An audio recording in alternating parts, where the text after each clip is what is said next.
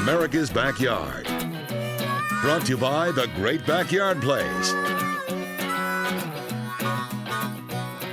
Hey folks, got Frank May here from the Great Backyard Place, and we are at the May Place, we like to call it here, because we got the pool in the backyard. We're talking about grills and patio furniture and above ground pools over the last couple of weeks here, but now we're talking more or less about the granddaddy of them all, the in-ground pool. And when folks come into your shop and they're thinking about adding one of these things to their homes, what are some things that you can give them? Because pools have been your life for several years. Several years, yeah. I say I have chlorinated blood, very sanitized blood.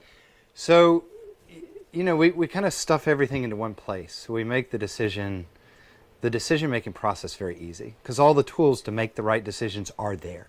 And we've kind of edited the process because we've done this so long, and we understand all the issues that are going to confront the owner, and we understand also the things that can make their life easier and make their experience better. So we present those in such a way that people can really get their heads around it and just really kind of execute a vision quickly without just, you know, months and months of planning, because it's a big project. Sure. But we take that big project and we like stuff it into, like, you know, a 2-week period. Now, speaking of time consuming, there's those that will say, well, time consumption when it comes to a pool is having to clean it and the filter system, so on and so forth, and kind of maybe deters people away from doing that, but there's been advances in that as well. Yeah, that's the number one reason people don't want pools. I mean, what we see is the wife's coming in, the kids, you know, have long wanted the pool, the wife's been cheerleading for it, and the man comes in all grumpy. I mean, he's just skeptical as heck, and he's just wondering how we're going to ruin his life, right? Sure. And so part of our approach is anticipating those objections, because yes, it can be, it's an ecosystem, and you got to manage an ecosystem, but we've kind of mastered it. And so a little bit of investment up front eliminates a lot of the science and the thinking and the effort and the time behind managing that ecosystem, and kind of puts it on autopilot.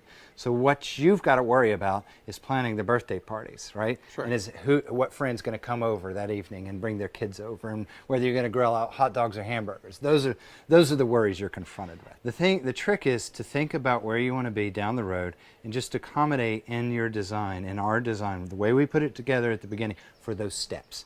Because we've got it all, we can add it on as we're able to add it on. And ultimately, because in my experience, every time anybody gets a pool and attaches it to the house, it's the most used room in the home.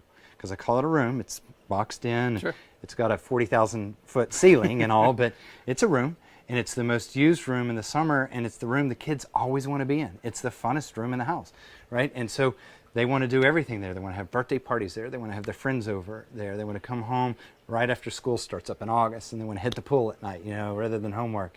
It's just the place to be. So that's the type thing to think about. Not just, I'm getting a pool, how am I going to manage it, but the whole life that's going to happen there. It's kind of a big deal. It makes a big change. So when it comes to installing an in-ground pool, you can go small or you can go big, but nothing beats the heat better than... Hey, Brian, you talk too much. It's hot. Let's go. All right.